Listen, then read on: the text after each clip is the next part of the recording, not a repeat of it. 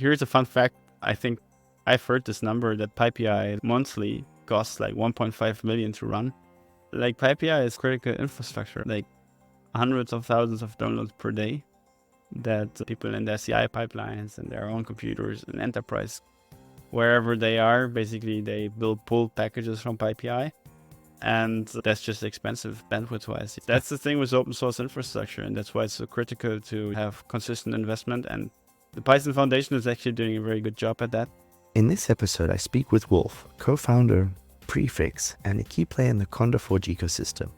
We discuss the critical role of open source infrastructure like PyPI and the monthly costs associated with it, emphasizing the importance of sustained investment for infrastructure. Wolf shares his journey from studying mechanical engineering and falling in love with open source to contributing to CondaForge and creating Mamba and Pixi, a fast package manager.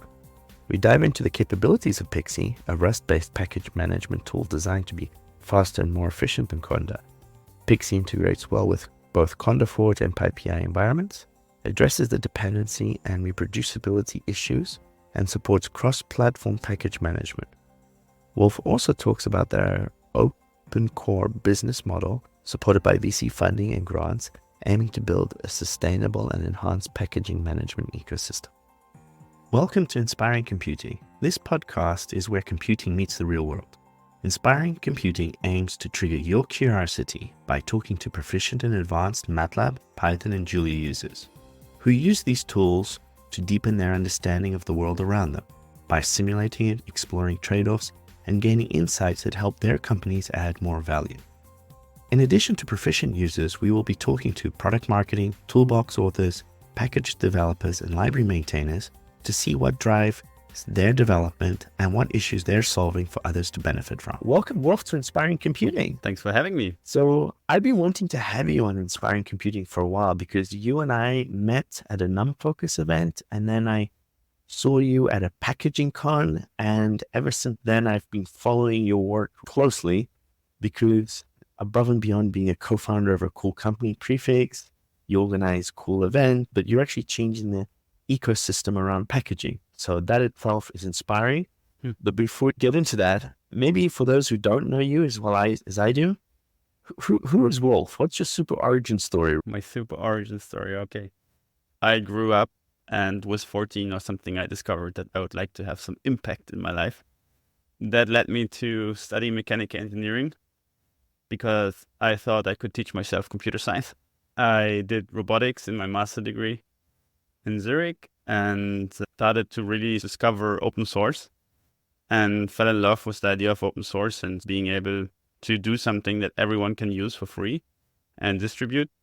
I also felt the power of using open source software and looking under the hood, and it really inspired me. And also this whole sort of movement around Wikipedia and things like this, where you really work together on a common good, is something that I really enjoyed and still enjoy. And so I was looking for things. One thing that I did during an internship was working on some numerical computing optimization library. I wanted to have something that looked like NumPy because we were using Python, but with the speed of C++. And I discovered this project called Xtensor, which is basically a re-implementation of NumPy in C++. And I started to contribute, and Xtensor was created by two guys in France at Quantstack, and they approached me, and right out of university, I started to work in Paris with them. We did open source software for 5 years together in the Jupyter ecosystem and Xtensor. At some point, I started Mamba, which is a package manager that works in the Conda ecosystem. It's a lot faster than Conda, or at least it was a lot faster until Conda decided to integrate Mamba into Conda. So hold on, let's take a step back. You said you started Mamba, so you're the original author of Mamba? So that is true. That happened because basically from my background in robotics, there is something called Robot Operating System. And it's a huge sort of suite of packages that you would want to use in your robot. It's like a middleware, so it connects your sensors with your motors, etc. It was really difficult to install. They also have distributions, so every year or so they release a new version, but it's always tied to one Ubuntu release. So if you want to use a different version of ROS, you also have to use a different version of Ubuntu, which is annoying. I thought maybe Conda packages could be a way out of this, and tried to build them, but quickly discovered that there are some issues because Conda Forge was already really like big and growing, and Conda became super, super slow. So it was clear that if I would add 3,000 more packages from the ROS ecosystem, it wouldn't work anymore. So that's where I took a weekend and tried to use a different solver, which is called libsolve, that is used in Linux distributions, and tried to plug it into the Conda package manager. Okay, so there's a couple of things that we're going to unpack. But before we unpack all of those things, you were telling about your super origin story. So you created Mamba, working for Quantstack, fell in love with open source community, but then that you created a company. Tell me a little bit more about it. Yeah, that's the latest step. Basically, the idea of Prefix is that we take package management a step further. And based on the success of Mamba, we created Prefix, which is an open core company. It's a startup. And what we are doing right now is trying to reinvent from the ground up how you build packages, how you install packages, how you use Conda packages. So just to make sure I understand correctly, so when you say packages, so is this only coupled to the Python ecosystem? So Conda packages are definitely broader than just Python. Conda packages are basically they are system level packages. So things like bzip2 or CMake or the C++ compiler, all this kind of stuff you can install as a Conda package into your environment. Packages are usually also installed into something that looks like a virtual environment. Of course, the heritage of Conda is in the Python world. It has a lot of packages that are closely related to Python and many people associated with Python, but it goes way further. Like you can get the Rust compiler from there. You can get Go and Go packages. You can get a lot of really awesome tools that you would otherwise get from Chocolatey or apt-get. So we encourage you to ditch all of these other package managers and just use Pixi. Yes. Tell me a little bit more about Pixi. So is Pixi the main product that you have? We have basically three very related things that we're working on. The first one is called Rattler, and Rattler is like the low-level Rust library that we are working on that does everything you need to do for managing Conda packages, installing them, resolving them with an SAT solver that we also wrote ourselves. That's called Resolvo, etc. And then on top of Rattler, we're building two. So the first one is called Pixi. That's the consumer-facing tool that, as a user of Conda packages or Conda, is a tool that you should switch to. It takes a lot of ideas from other more modern package management tools like Poetry or Cargo. It is more like a project-based package manager. So there's a difference to Conda and Mamba, where you basically define your Pixi.toml or PyProject.toml. We actually support PyProject.toml. And you define your dependencies, and then they are installed locally to your project. And you can also define tasks. So really the sort of high-level idea of Pixi is that you do git clone my repository, and then Pixi run start, for example. And that would, first of all, install all the dependencies as they are defined in your Pixi.toml, and then execute some tasks that you can define in your Pixi.toml, like maybe start Jupyter Lab or run some simulation or, I don't know, whatever you want to do. And it's cross-platform, so it works the same way on Windows, macOS, and Linux. And that also means that at resolution time, we try to solve for all the different we try to make sure that you have a consistent set of packages on all the different platforms. And Conda Forge are great ways to achieve that. And the third tool that we're working on that also builds heavily on top of Rattler is called Rattler Build, and that's a replacement for Conda Build. It's much faster, has a much more sane format. Overall, just a lot better. Yeah. But Pixi is really the one that we try to get many people to use, and Rattler Build is the one that we're trying to get Forge to adopt. And okay, so there's a couple of things here that maybe not everyone is aware of, right? So let me see if I can unpack this step by step. Typically, people who come from the Python ecosystem, right? They're very much aware that there's this thing called Conda, right? Conda is associated with the company Anaconda, right? Conda is a packaging mechanism that is used heavily in the Python ecosystem, but much broader, as you mentioned. What problem is Conda solving that traditional apt-get or homebrew hasn't got? How did Conda become of existence in the first place? And then following that, why is Pixi so cool and special? Yeah. So I think there are two things, right? Like the origin story of Conda is very much tied to the Python ecosystem. And a lot of people had trouble installing or getting basically scientific Python tools on their system back in the days. At that time, the Python package index didn't have a mechanism to distribute compiled artifacts, which means that a lot of the libraries like NumPy or SciPy, they come with Fortran code, they come with C code, and all these kind of things. If you wanted to install that on Linux, then you need to have at least GCC and whatever bunch of other tools installed and the BLAS libraries and whatnot. The same story goes for Mac and Windows, even harder, as you might know, to get to these low-level things. So Conda was basically solving that. And Conda also has an origin story from Enthought has a tool called EDM or something like this. So there's like a history of these tools that were trying to build up Python distributions and a bit more. But Conda is the one that I think has succeeded the most. And the company behind it is called Conda these days, used to be called Continuum Analytics. So they basically, like Conda is basically something that solved a big problem before wheel files or wheel packages arrived on the scene. And now wheel packages definitely fill a need for the Python ecosystem and makes them quite a bit easier to distribute sort of NumPy and SciPy and things like this on PyPI. But you still don't get the same thing that you get with Conda and Conda Forge especially, because Conda Forge goes like much further in terms of you actually have a distribution with like many packages, like over 20,000 packages, that follows like one set of centralized pinning. That means we try very hard to make sure that everything is compiled with the same compiler, with the same compiler flags, with this, against the same shared libraries and stuff like this, so that you have a really consistent set of packages that are interoperable and work together. Right. So maybe just to make this, so there's a couple of things. You use the word Conda and Conda Forge somewhat exchangeably. So break down that difference for me. For sure. So Conda is a package manager and Conda Forge is a distribution of packages. So that's a big difference. They are only related by package format.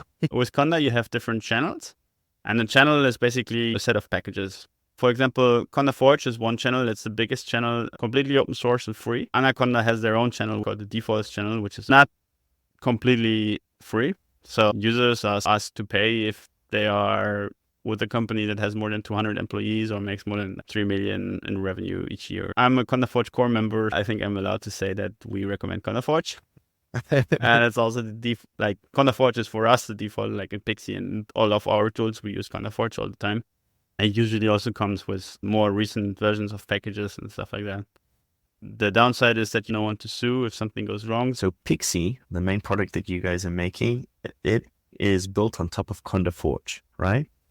And it's added value to the world. You mentioned something like the resolver. Is it because you're finding dependencies quicker, faster than anything else? Or I have to believe there's some cool little nuggets that you have that people take for granted. Can you walk me through those things? So Pixi is basically three things. So first of all, it's a package manager completely written from scratch in Rust. And it is faster than any other package managers out there. It includes a task system and a log file system. So that's two things that we think are really great. The log files basically make Pixi look a bit like a lightweight Docker. That's what some people say. Because you can be very sure that the stuff that you're getting today is also the same stuff that you're getting in a year from now. The task system, we are inspired by a tool called Taskfile. It's very convenient because you can define some tasks, and tasks can also depend on other tasks, and you can have some task caching in there as well. That means if your dependencies didn't change, like your log file didn't change, your inputs or your outputs of the task didn't change, we can just skip the task, right?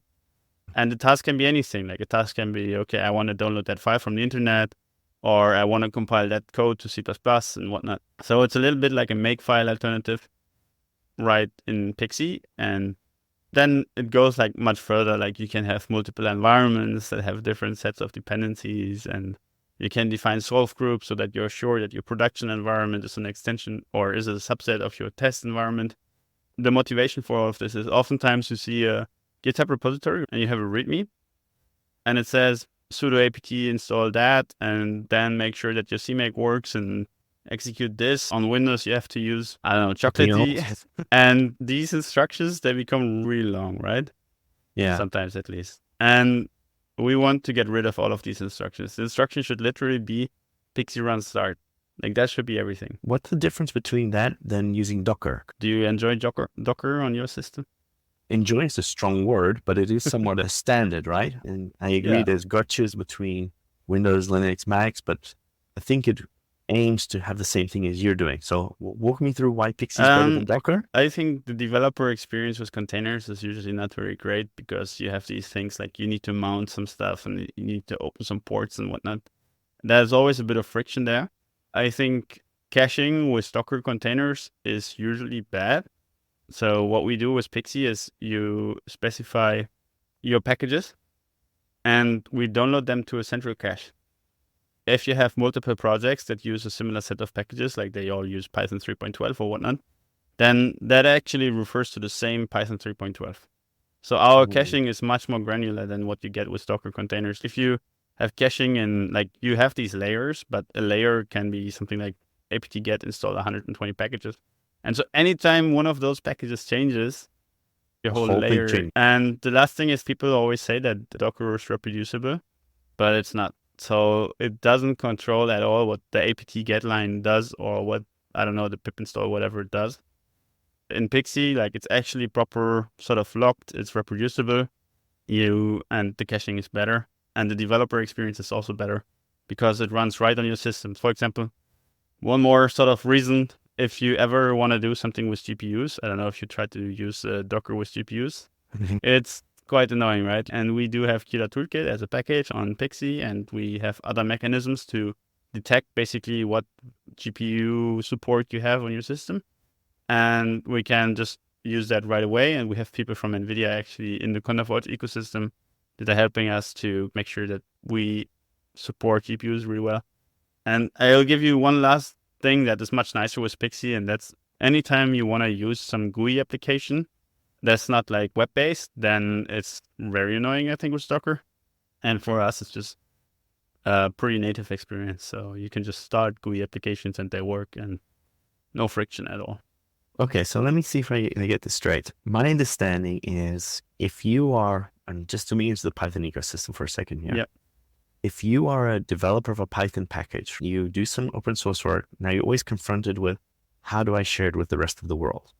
Now, the most successful or common Python packages are actually not written in native Python, right? I would say most of them come with different libraries, there's C++, Rust, whatever. And then by definition, you have a long tailwind of build commands. Now, those build commands, you typically, back in the day, that's where Conda was born, that was very difficult for the average scientist to get going. So Conda fixed that problem. But then I think what happened was there's pip and PyPI enabled wheels. So that meant that people could pre-build or pre-compile their packages to work on specific operating systems, right? So that means when you do a pip install, actually you get a wheel, which is a pre-compiled version of a package, but it's being pre-compiled for 5-10 different platforms. And then typically there's the tiers 1, 2, 3, and the communities have different tiers of support.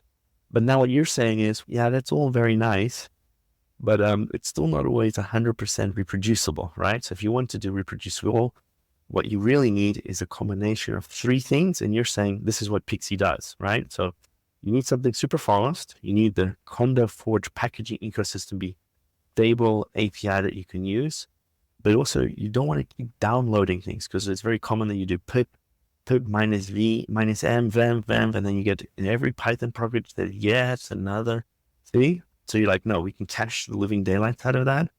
And then you also say, shouldn't we just have a standard way of starting this? Is that what you're saying? Like, Pixi brings it all together that solves all these problems at one go. But most people are not aware of this. So how do you create this awareness to people? Because it feels like you have to really peel away the layers of the onion to understand this. How do you explain this to people, Wolf? I think what we're currently trying to do is like really make this a great experience for people in the scientific Python ecosystem so that they want to use it as their developer tool of choice. Maybe to take one step back, Pixi also completely perfectly supports PyPI dependencies. So we are actually bridging that gap in many ways. And we completely acknowledge that PyPI exists and PyPI is good. And there are many use cases where there's more friction maybe involved in like creating a Conda package out of a PyPI package. especially if it's just a pure Python package, because then it just doesn't really change anything whether it's a conda or not. One thing that's different is that with PyPI, you still might have source packages that do arbitrary stuff on your system, which you might not want. But yeah, that like source packages don't exist in the conda world. But yeah, so with Pixi, we're trying to bridge that gap, and you can just have your PyPI dependencies in your Pixi TOML file, on your PyProject TOML file, and that should work in all cases. And we are using UV, which is the new tool that's very fast in installing Python packages. So yeah. So when you say you're using UV, so you're not developing UV, right? So UV, I think, comes out of the group which created Rough, right? Also another tool developed in Rust. But UV does caching. Walk me through what this caching really does and what does it mean? Is that what you're talking about? Not installing NumPy 10 times, even if it's the same version? Yeah, it works pretty similar to it. Works almost the same way as what we're doing. So when you install something with UV using Pixi or with UV, that goes to a central cache directory. And then if you use that same package again, it would like just create a link from that cache directory to your sort of final destination. And making these links is pretty fast compared to other operations in your file systems. It doesn't have any overhead in terms of storage. So you actually refer back to the same file that you have somewhere else. But does that also work for Python itself? So one of the things that I use Pixi, you can say Pixi install Python 3.11 and you can choose that.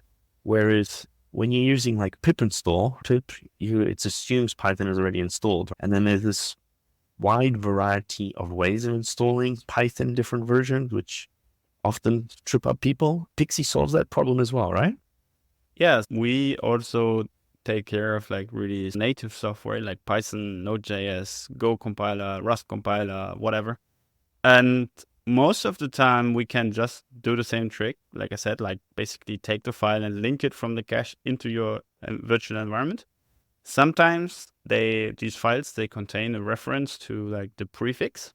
That's also where the company name comes from. And then at installation time, we basically, for text files, we do a simple string replacement of this reference to the absolute path of the prefix. And we replace it with the pathway you're installing it. And the same is true like for binary files. There's some like similar tricks, but slightly different. Yeah. So then let me see if I get this straight. Because UV, I think, doesn't do that, right? You're special. That is something that does the wheels basically don't have a mechanism or don't need it most of the time or never. Because there's always this hot topic, at least in the Python ecosystem, but it crosses many languages.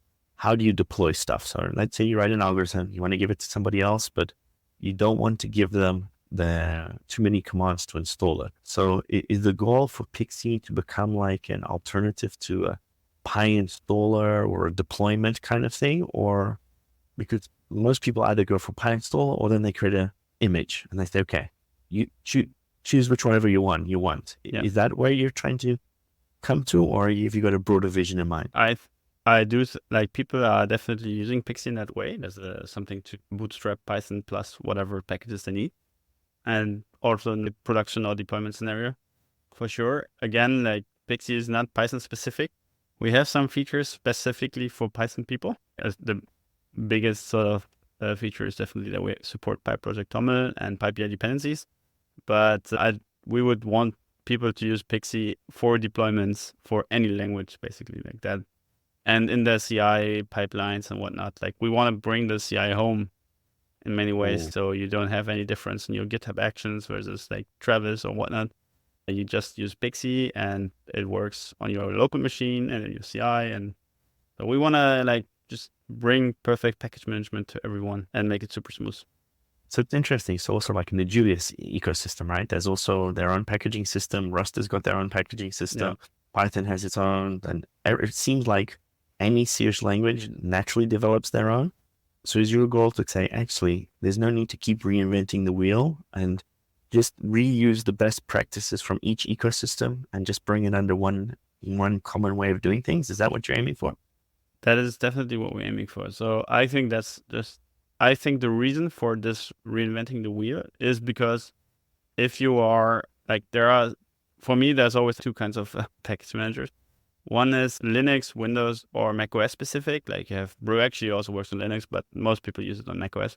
On Linux, you have a number of different package managers, right?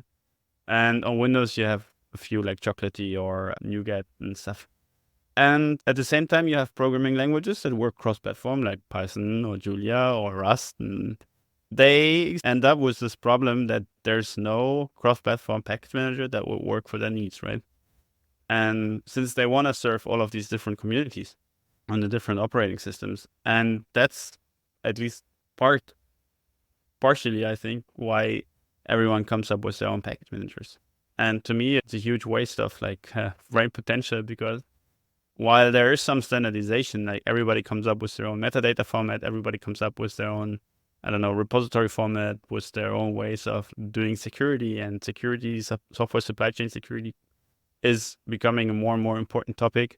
So it's definitely our declared goal to write the ultimate package managers so that no one else has to write the package managers. But it's also not like we are maybe halfway there. So it's interesting because I think the average domain expert, right? So if you're very knowledgeable of your field in any scientific domain, this is so far away from your day-to-day job, you don't really care. But on the other hand, it is also a common frustration that things don't work and you don't have the knowledge to fault find. And then it is also nice that each language has its own ecosystem and it's very welcoming. But indeed, it feels a bit of a waste that if some people have figured out a problem, let's just run with that. Yeah. I remember when I went to the first packaging con, utterly impressed with the number of packaging ecosystems that I did not know was going on. And it was very clear from all the talks that like dependency solving is a huge issue, and you don't think about it. You say, just install it, it should work. And what you don't realize is happening is all the algorithms in the back end, and then how many people forget to pin down versions. So the large part of the world is working on, okay, NumPy, the latest version, but then NumPy in turn depends on another 5 or 6 things, which in turn depend on another 10 to 20. And if all these things move at the same time, I think that's part of the reason why people say, let's just use Docker. So no, let's lock it down. So is that what you talk about when you say log files? Is that the definition that you're speaking about? Yeah, a log file basically records exactly what package was used, like down to the checksum of the package, so that you are 100% sure that you get the same versions as the one that created the log file. You also mentioned a little thing. You said Pixi is built in Rust. So tell me a little bit more. Why did you choose Rust to develop it? And why didn't you just use Cargo? So if you're a Rust person, you probably looked at Cargo and said, it's also failing on something. So walk me through that reasoning. So we are 100% using Cargo for developing Pixi for our Rust-based need. And Cargo works really well for Rust development. But where Cargo doesn't work very well is when you want to distribute like a final result, right? Like when you have your program that you want to ship, like Pixi, for example. Like installing Pixi with Cargo is not great because you have to compile it from source. And that's where Conda Forge, for example, comes in, because we distribute Pixi on Conda Forge, meaning that you can just Conda install Pixi, or you can Pixi global install Pixi, or any other way to get Pixi using Conda package. And the same holds true for any other like Rust application, right? There's many interesting Rust applications, and installing them is not easy, or updating them. And yeah, we would like to take care of that. But your initial question was why we chose Rust for developing Pixi and everything else. And there are many good reasons for Rust to write CLI tools. One is like the security or memory safety guarantees are pretty nice. The language is good, and it has a very rich ecosystem, which I really enjoy. So for example, if you want to parse JSON, you just get Serde and Serde JSON, and it makes it super nice to have some little annotation on your Rust structs, and it just starts parsing JSON immediately. There's loads of like smaller crates that have useful features. For example, I was talking about this idea of linking files from a source to a target. And there's a crate that's called, I think, reflink or copy. And that takes care of that in a cross-platform fashion. It works on Windows, macOS, and Linux. It does exactly the thing like it. And it's like not a big crate. It's a small utility crate. But Cargo makes it very simple to add all of these dependencies. Cargo also creates a log file. You can granularly update the dependencies and you end up with something that just works. And I think that's where Rust has a huge edge, for example, over C++, is not only you don't have any segfaults anymore, but you also have this really rich ecosystem of just tools or crates that you can use to build your tool. And I think it really accelerated our development pretty greatly. So my limited knowledge of Rust is it's very attractive for C++ programmers, but it's also finding its way into the embedded world, right? So when you're developing for embedded systems, Rust is also more and more common. But is that also something that you're targeting also for Pixi in the future, to say that it's not just Windows, Mac, Linux, but are you thinking of some of these more powerful embedded systems? Is that also on your roadmap? It's not on our immediate roadmap, but it's something that I know that my colleague has recently tried to get Pixi to run on like a more limited system where Docker was completely failing, by the way. So I think Pixi can work great in an embedded web space, and maybe at some point there's IoT package management in our future. I don't know. Right. We want to cover all of these. Like we want to cover package management for everything, essentially. And IoT or embedded definitely is part of that. Another thing that we're pretty excited about is WebAssembly. So that's definitely different than embedded, but has similar constraints maybe. Rust compiles perfectly fine for WebAssembly, right? So that is good for us. And we are working with our friends at QuantStack on something called mscript and Forge.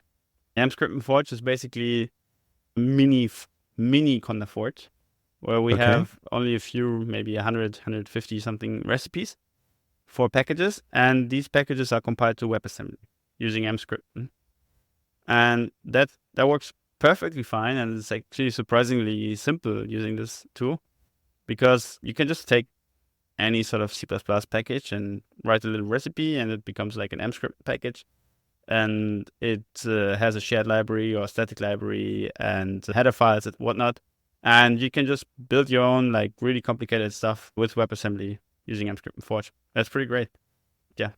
So maybe to take a step back here. So there's yet another layer here. So the WebAssembly world itself is also complicated. Yeah. Hugh Meyer says, I know it better coming from the Python ecosystem, and it's probably the weaker place for WebAssembly. My understanding is if you want to take Python algorithm and run it in WebAssembly, you go through, I think Pyodide is the main one that most people are aware, but you're talking of a second approach, right? Yes. And you're saying that the second approach is better, easier, because PyScript uses Pyodide. PyScript being part of Anaconda, if I'm not mistaken, or came out of Anaconda. Please correct me here, Wolf. This is very confusing. Yeah, I know it's confusing, but so Pyodide, I will never say that we're better than Pyodide, because Pyodide is actually great. Okay, and we also use Pyodide as our building block for mscript and Forge, and we borrowed a lot of things from there. But mscript and Forge, the idea is that it is like Conda Forge, and it can go further than Pyodide, meaning we can have Julia compiled to WebAssembly, we can have R compiled to WebAssembly, or any other sort of like stuff that you would ship as a Conda package should be compiled to WebAssembly. If it can be running in WebAssembly, then we want to have it. And we already have, I think, Lua, for example, and some other smaller languages that are easily compiled. We have them as packages, and you can use them.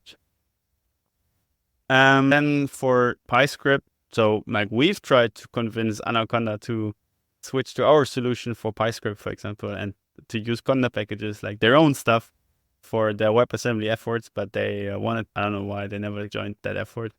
So we are just doing it on our own with the help of quite a few amazing open source contributors. But yeah, we're trying to, mscript and Forge is mostly like a playground-ish, like it's a serious project, but also the idea is to merge it back into Conda Forge. I see. So at some point, we would hope that Conda Forge would build WebAssembly packages of everything they existing. That would make life easy. Okay, so that's the goal. Okay. So I think, Wolf, on many fronts, you are ahead of most people who are thinking about this problem. So I appreciate you explaining it down into something that a mere person like myself could get started and understand. So maybe the way I should ask this is, let's say I want to build a package and I want to share it, and be that Python, Julia, MATLAB, whatever language I choose. What is, in your way or your view, the right way of doing this? How do I go about it, and where do I put it to maximize its usage around the world? If your goal is to maximize the usage, then you will probably not get around to also publish it to a language specific sort of package index. If you're building a Python package, then it definitely also makes sense to publish it to PyPI. But Forge is like a different sort of beast. If you are building some lower level things, like with native, like anything that kind of interfaces with machine code and Python or machine code and whatever, then we would heavily encourage you to also build like a Conda package and make sure that works nicely, because it's just like a really nice way to consume these like more difficult dependencies. If you build anything that has something to do with GPUs and CUDA, then I think Conda Forge is one of the easiest ways to get users to run it consistently and reliably. So walk me through what it takes to get something onto Conda Forge. So I've never done that myself. So Yeah. walk me through this mythical process. Is it super difficult? Do I need to be a computer scientist, or is it like, no, if you could, it's not that difficult? So first of all, one big difference between Conda Forge and PI is that we don't care who the original author of the code is. We make a distinction between packager and the source author, let's say. For PyPI, most of the time, the person that is authoring the code is also the one that uploads it to PyPI. While on Conda Forge, the maintainer of a recipe, so we maintain recipes, doesn't have to be the author of the source code. If you want to have, I don't know, my fancy library on Conda Forge, you can just make a recipe for it. And in making a recipe means that you write some YAML that basically describes where do you get the source code from, what are the dependencies of this code, and what are the steps that you need to execute to build it. And to build it, we currently rely on some bash script. Okay. That will be run in like the environment. And that sometimes, like usually, let's say on Linux, like depending on the package, it's straightforward on Linux, and then maybe sometimes a bit more tricky on macOS, and maybe a bit more hard on Windows, and then you have to do some puzzling and figuring out. And maybe if you're unlucky, you also have to patch some things and stuff like that. But that is basically the work that someone that wants to package something does. If it's a pure Python package, let's say, or if it's a Rust package, then usually it's pretty easy. Like it's usually just one line of code that would do something like for Python, pip install blah, or Rust, it would be like cargo install -locked, whatever, that package. And then what you do to get it on Forge is you make a pull request to something called stage recipes, and then there's a team that reviews all the pull requests on stage recipes. When that is merged to stage recipes, you will get your own Git repository that will contain your recipe and everything that like belongs to that recipe. And now the cool thing about Conda Forge is that the packages, like you have your own Git repository that you control. Yeah. There's also a core team that can maybe override you if you do something bad, but you have almost full control of that repository, and it runs its own CI pipelines that are more or less centrally managed, but your package is built on CI, meaning like we make sure that things work on Windows, macOS, and Linux if you define that you want to have it work on all of these platforms. And we build all the variants that you define and everything. And all of this is like run in CI, which makes it very simple and much less error prone than either writing your own CI, or which would be worse is like you having to run it on 3 different computers to publish it to whatever package repository. So I think most people end up saying, okay, I built it on my environment, and they say, I have my own repo. And then they say, okay, let's figure out the CI stuff. Can I automate stuff? And then I think most people end up using their own personal repository. There's a playground, and then it grows, and it's okay. Now, who owns this? And now it's not centrally controlled by anyone. So if I understand correctly, the Conda Forge approach is if you want to be part of a Conda Forge ecosystem, you're buying into a standardization, and the value is you don't have to worry about these build CI things. And there's support around that. Whereas if your core goal is just to get it into the hands of others, people can spend tons of hours around, so how does this work on Windows 10, 11, on the new Mac OS, or Ubuntu Debian? I didn't test it. There's this special library, really? I did not know that Ubuntu changed its library or something like that. I understand. So it's very cool. But okay, so I have to ask also the question. So all of this work you seem to be doing for free. So how did your company make money out of all of this? So we have some VC money, which means our primary goal right now is we want to be a sustainable business, but we have some sort of runway to get there. And we actually are also in a very lucky position that we did get some money from the Sovereign Tech Fund, for example, for our open source work, which we think is really important. First of all, like everything the Sovereign Tech Fund is doing is great. But second of all, like we want to have a sustainable sort of economy around open source, and we want to make big changes in CondaForge. And the only way to really get there is through like investments. And the Sovereign Tech Fund did this investment into what we've envisioned with Rattler build and putting that into CondaForge, which is great. And so I think that's basically our current sort of situation. And then going forward in the future, we definitely want to build more and more services on our website or platform that relate to package management. So anything you want to do with Conda packages, we want to be the place to go to. That includes, for example, the straightforward things like if you want to not run your own package server, then you could use our website to upload your packages to and download them. And we make sure that we store them securely and have some user management so that you can give your coworkers access to those packages that you're building yourself. And then there's other things like security issues, like we want to synchronize the CVE database with the Conda packages that we have on our website. Make sure that your environments don't have any security issues, and maybe you can centrally manage the environments that your coworkers can use or should use. What's the Jupyter Lab version that is supported by your company, etc. There's all sorts of, a lot of big enterprises are already using Conda packages in many of their projects and products and whatnot. And so we want to make sure that we build the right products for them. But just from my understanding, so I think security is an important one because then you can mitigate risk. But when you're like locking down environments and then there's a vulnerability that's discovered, is the idea that you would then push notifications to let people know that there's something going on? Because that, I think today is a very manual process that only the owners pay attention to that. And if they're on holiday, they're on holiday, you know? For example, like whenever you do something like Pixi run start, what we're currently doing is we make sure that your environment is up to date with the log file and whatnot. But we could also make sure that your log file is free of any known CVEs. At that point, like we would make a little request to some database or server. And if we find any security issues, we would maybe, like, depending on policy of your company or whatnot, we could disallow you to run anything and or tell you, okay, you have to update this. You cannot at all run this or stuff like this. So that sounds super useful. You were saying that maybe in the future you're thinking of enabling people to host their own packages and things like that. So why are you competing against Pi in that way? Is this a way for you to make money, or is this Pi thing just getting out of control given the number of packages there? Tell me what you're thinking there. I don't think we want to like necessarily compete with PyPI. I think PyPI has its own purpose, and it would also be really hard to compete with PyPI because it's actually run by like amazing volunteers. And here's a fun fact. I think I've heard this number that PyPI like monthly costs like 1.5 million to run. Luckily, PyPI is sponsored by a company called Fastly. If that sponsorship ever goes away, that would mean that's a tough situation to be in.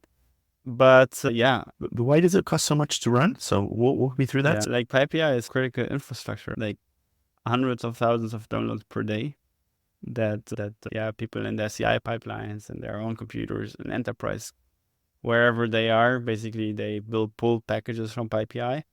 And that's just expensive bandwidth-wise. You need hardware and stuff. And so Fastly is a CDN provider that's currently footing the bill. But it's funny. You don't think about it. You take it for granted. That's the thing with open source infrastructure. And that's why it's so critical to have consistent investment. And the Python Foundation is actually doing a very good job at that. In terms of getting money from larger companies to help do interesting or good things in terms of like security and all these things that no one really wants to like do on their own, but everybody also relies on like lots of volunteers. So Pixi is awesome. So how do you actually test this? So this whole infrastructure feels like there's a gazillion moving parts. So how do you, the person building, and how do you test it? How do you know what's right or wrong? Other than if it fails, you fix the whole kit, but I'm assuming you have a more systematic approach. We have two layers of testing, let's say. So the first one is unit tests, like everyone else is doing, I think. And then the second one is having a bunch of end-to-end tests, where we basically take existing projects and convert them into tests and run them in our CI and make sure that things behave the way we think they should behave. And we do that both in Pixi and Rattler build. And I think that's end-to-end testing is nice in many ways because it's usually relatively straightforward to write tests. The biggest downside is that the execution time is usually higher than maybe unit tests, but that kind of encourages us to write a fast tool. Yeah. So maybe to dive a little bit deeper. So you also say with Pixi, you had this other component, which was tasks. So these tasks, is this something that you encourage people to write their own tasks to do testing better? Or is this something that the Conda Forge ecosystem is also promoting a little bit more of how, not just building, but how do you make sure this thing runs properly? Yeah, there's many different layers of tests here, but in our own projects, let's say, for example, in Rattler build, we are using Pixi to run the end-to-end test. So you do Pixi run end-to-end test, and then that installs everything that you need, builds Rattler build, and runs. The tests are written in Python, for example. So we use Pixi to install Python and run the test. And we use the same command on GitHub Action. Okay. There's also a pretty awesome sort of contributed GitHub Action for Pixi that also does other stuff with caching. And it becomes like a one-liner to just run this entire test suite. And I think the other thing you referred to was like watch testing. Yeah. Which is like, how does the distribution make sure that the packages work with each other or work on their own? And there are several ways of writing tests in the Conda package and in Rattler build as well. So in Conda build and Rattler build. And you can basically execute any kind of script in after your package has been built. You can execute a script that runs a number of tests on your package. For example, it could execute a command, like something a lot of people do is like you install some binary and then you do binary-help just to make sure that the basic functionality works. It doesn't crash on startup. And similar ways, but it's also encouraged to go further and put at least parts of your test suite into your package and then run the package tests. And one other thing that is like cool, but also not super widely used yet, is to have downstream tests. Meaning if, for example, you are NumPy, so you're building the package for NumPy, you might have a downstream test on some package that depends on NumPy, let's say matplotlib. Right. So what you do is you'd build NumPy, the next version, and then you would say, I want to execute a test of matplotlib with this new build of NumPy. And that is one way that, you can do a bit more like distribution-wide testing of your stuff. But so there's a Conda package recipe, does it force that, or is it encouraged, or is it like, okay, you have to be an advanced user to figure this out? So Conda build itself doesn't force it, but Conda Forge has a linter. Okay. And so we lint the recipes and we make sure that some things are according to our specification. And I would have to look it up, but I'm pretty sure that we do check if there's a test section at all. And if there's no test section, we would tell you, okay, this recipe should have a test section because. All right. Yeah. Because I don't think the AI ecosystem forces that by any shape or form. Yeah, that's part of this big difference between PyPI and Conda Forge, or a distribution and like PyPI. Because PyPI doesn't really care at all about the package. Like it's just the blob. Yeah. And we do care about the package. So there's one thing that I've seen a few people, at least in the Python ecosystem, stumble into. So they say, okay, I start with Conda. So they use Conda, they install Conda, they do their Conda amp create, and they do a few things. And then they're like, okay, the stuff I need that my friend told me about doesn't exist on Conda. So then they do a pip install in that environment, and now you're mixing and matching. And then when you do a pip list or a Conda list, it's always very confusing what is actually there and not there, and often leads to incompatible runs, and it's hard to fault find. Does Pixi fix this? Is that also part of the value that you're like, okay, when you say you acknowledge the PyPI, you actually acknowledge that there's what those dependencies mean? Yeah, we do fix this because you shouldn't, like, the idea of integrating UV deeply into Pixi is that we have deep knowledge also about the Python ecosystem. Yeah. And so we know what you have installed as Python packages. We know what you have installed as Conda packages. And we also maintain a mapping between the two. Have a static mapping that we extract from the packages on what are the, what Conda package maps to which Python package. And that allows us to solve those two more or less jointly. I see. Yeah. The other thing you also mentioned, which I'm curious about, is you said that it's Conda Forge, but Conda Forge is better because it's faster and so forth. So what are the things? So why is Conda Forge so much faster than Conda itself? Because indeed, I recognize when I write the command Conda, it's not as fast as Pixi. I can tell you that. We need to make sure that we use the right terms. So Conda is the package manager, and it's also a project now. So Conda project is actually an open source project that is being or in the process, or actually it's under an Unfocus these days. So it's not owned by Anaconda anymore. Okay. Then Anaconda has the defaults channel, which is a distribution of Conda packages, and Conda Forge is a distribution of packages. And Conda Forge is faster than the defaults channel because there are more people maintaining packages on Conda Forge than on defaults, because defaults is only paid people by Anaconda. So that's one sort of way how Conda Forge is faster. And then why Pixi is faster than Conda, that's like on the package manager side, that's like a different kind of speed. And well, in Pixi we do a bunch of tricks. First of all, it's in Rust, it's completely thread safe, so we can run many things in parallel. We pipeline everything, so that means when you download the package, we calculate the checksum immediately, we extract it immediately, we wait for anything, essentially. And then our SAT solver, Resolvo, is like up to 10 times faster than libsolve, which is like the previous thing that was way faster than Conda. But Conda has integrated libsolve now, but we one-upped it with writing Resolvo, which has many benefits for us. Like it's way more maintainable than libsolve. Libsolve is written in C, and it's like super arcane C, which is like insanely hard to read. Quite old as well. It's been around for a while. Yeah, it's been around since 10 years, let's say. But yeah, it's great. It's a really powerful library, but it's really hard to read the code. Like everything is C, like pointers and whatnot everywhere. And the variable names are really short, and there's very few comments. But yeah, we try to do that really nicely with Resolvo, written in Rust.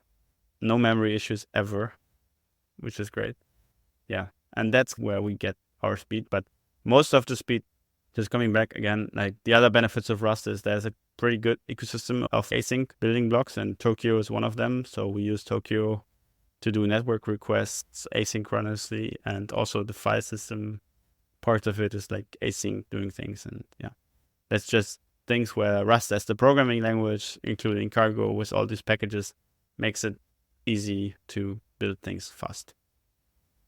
So, and then tell me a little bit more about Resolve. So what makes it so special? It can't be just that you used a different language. Is the algorithm bad? And maybe for those of us who don't live and breathe this, what are the typical challenges in writing something like Resolve? Yeah. Resolve is a SAT solver. And SAT solvers are like widely studied topic in computer science, let's say. And most SAT solvers, they are there to answer a single question, which is this system satisfiable or not? And satisfiable meaning I install all the, like for us, it means can I install dependencies that like match all of the requirements? Because dependencies might say that, okay, I work with NumPy 1 to NumPy 2, and the other one says I work with NumPy 2 to NumPy 3 and whatever. And then if you want those two packages at the same time, then maybe it doesn't, like it clashes somewhere. And that's the question that we try to answer with the SAT solver. But then there's also like one difference, which is we're not trying to find any solution. We try to find the solution that maximizes the version numbers, because most of the time a user wants to have the latest version of whatever they are using, right? That's the challenge that is posed to the SAT solver. And there's like very fundamental literature about SAT solvers. And libsolve and us with Resolvo, we're both branching off something called minisat. That is like a SAT solver that was written in a very clean way, and serves as like an instructional but still highly performant SAT solver. And one cool thing that we recently did, or Bas Salmstra, who's working at Prefix, did, is that we found a different way of encoding some of the variables, which means that we have way fewer clauses in the SAT solver, and which also makes the algorithm like 2x or more faster than before. And so there are a few of these like cool tricks that you can actually find in like proper academic literature, and that actually work. So that was really nice.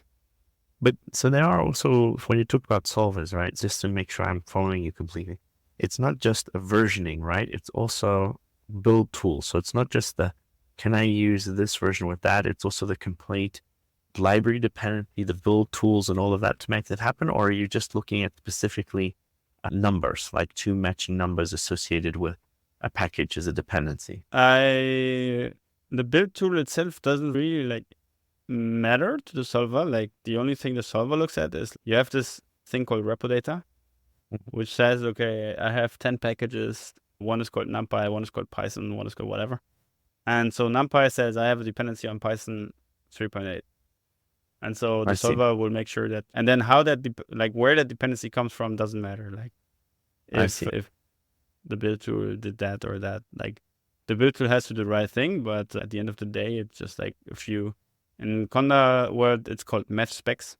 NumPy would say Python larger or equal 3.8, smaller than 3.9, for example, because it only works across one sort of major Python version. There's also this common thing, at least in the Python ecosystem, is some of these packages, they have tight constraints, and maybe you don't need it to be as tight. You might say that there's a constraint on a package, but it's not checking if your code uses that dependency, and it's a problem. Does Resolver go to that level of detail, or is it really, no, you trust completely what the package authors are saying? Okay, it has to be in this interval, and you don't doubt that statement.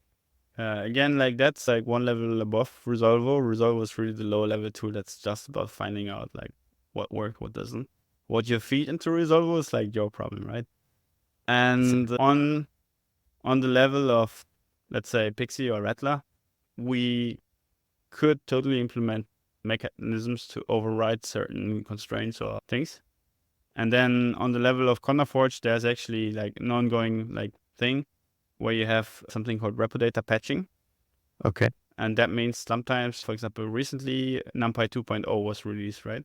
So that's a big breaking change for lots of packages. And what we did in CondaForge is we go to all the packages and we say, okay, you said you work with NumPy larger or equal to 1.14, but you didn't specify any upper bound. So we are just going to add an upper bound that you don't work with 2.0. And so the repo data for CondaForge, it's a living thing. Yeah. And it can change, and it doesn't have to be exactly the way it was specified at the package building time. And that's an important thing to keep the ecosystem consistent and working, and making sure that the resolution that the SAT solver comes up with is actually like working. I see. Nice. Okay. If people want to reach out to you, what is the right way to reach out to you? Yeah, like I'm 100% available on, let's say, X. Or what's even better is if you want to join our Discord community. We are really active there, talking about package management problems all day. And you can reach out also on DM on Discord, or you can also, of course, write me an email at wolf@prefix.dev. This is a great place to stop this episode. I hope it triggered your curiosity in some shape or form of how MATLAB, Python, and Julia are actually used in the real world. If you did find it interesting, just subscribe in your favorite podcast player. And while you're at it, write a review, as this will help the podcast growing strong. In addition to that, don't be shy, share it with a couple of friends, as who knows, one of them might be a future guest on Inspiring Computing. Thank you.